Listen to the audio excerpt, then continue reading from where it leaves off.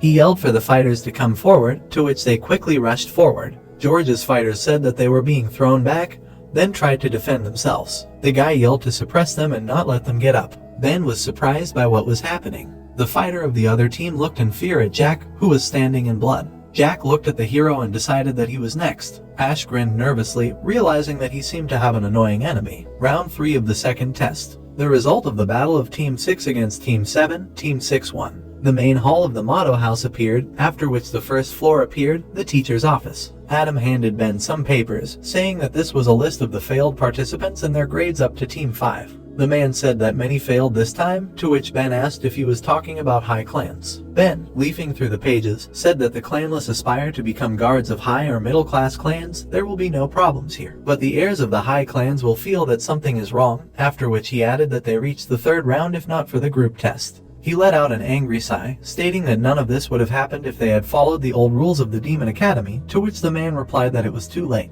Adam said that if they didn't reevaluate the failed participants and their duties based on their performance, the higher clans would rebel against them. The man folded his arms and replied that the heirs of the higher clans would be fine with their own martial arts systems, but unfortunately, the middle and lower clans would not have access to the healing stone and the sacred library. He smirked and added that on the other hand, everyone who passed the second test should be gathered there now. The sacred library of the motto house appeared. The hero walked up to the building, saying that it was the sacred library, adding that it seemed to be more majestic than the main hall of the motto house. He turned around and thought that the other candidates were already on the 1st floor while he was in the infirmary, wondering if today was the 2nd floor. He remembered the teacher who, while picking his ear, told him that he needed to devote himself entirely to swordsmanship and the stream dance breathing method in the butterfly dance, without wasting time on other useless things, because he needed it to improve his chances of passing the test. The hero awkwardly asked if he meant the reserved library by the useless things, to which the man answered affirmatively. He pointed at the boy and said that he was already learning the art of the 4th and 5th floors thanks to his teacher, so he shouldn't be upset that he didn't get to the 1st.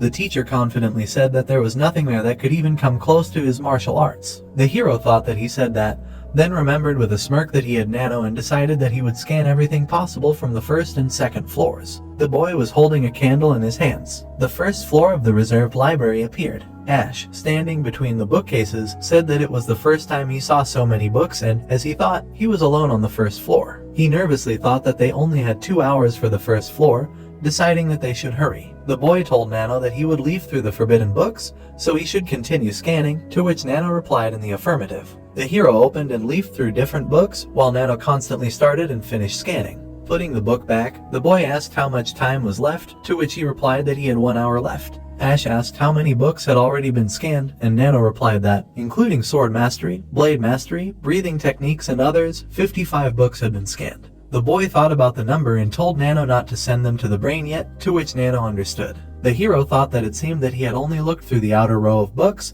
and then wondered whether he should check the inner shelves. Suddenly, he saw a man sitting on a chair near a large stone. The boy thought he looked like an expert, and then wondered if he was the warrior who protected and controlled the 1st floor of the library. As he got closer, he wondered why there was a huge stone in the middle of the library. The caretaker noticed the boy and said that it was a tombstone left by the main founder of the library, the ancestor of the Sky Demon, which surprised him. Ash turned around and thought about the ancestor of the Sky Demon. The man continued that he carved it on the sapphire while looking up. The boy thought that it looked like a poem was carved on top of. He was suddenly surprised and asked if it was carved with fingers. The caretaker asked if it was surprising, saying that the ancestor concentrated his nigong in his finger to carve it on the sapphire, which is difficult to scratch even with a sword and a huge amount of nigong. He said that people are usually busy reading books and do not pay attention to such things, but he was able to find the great trace of the ancestor, perhaps because it contains his blood, to which the hero said that he also almost passed by without noticing.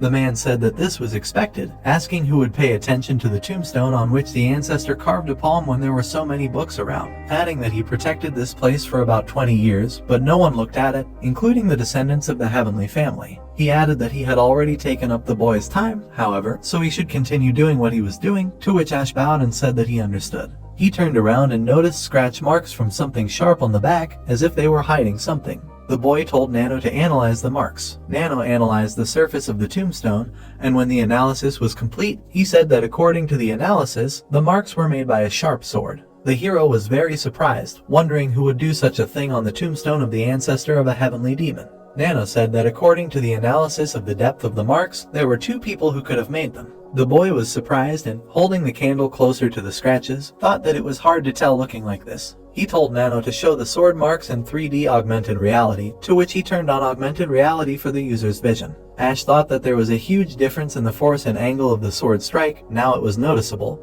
and also realized that it was easy to miss the fact that the marks were made by 2 people. He wondered if it was possible that they were trying to hide the original scratches by leaving random scratches on top. He remembered that Nano said that he could distinguish the marks from 2 people, and then asked him to get rid of all the marks except the original ones, to which he did so. The original scratches appeared. The guy looked at him in shock. Standing in front of the scratches on the stone, he realized that, as he thought, they were not ordinary, because they were the movements of the sword formed by an unknown bundle.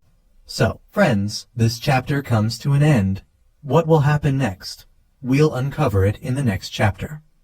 Don't forget to rate this chapter out of 10 in the comments. We'll see you in the next video. Until then, take care and goodbye.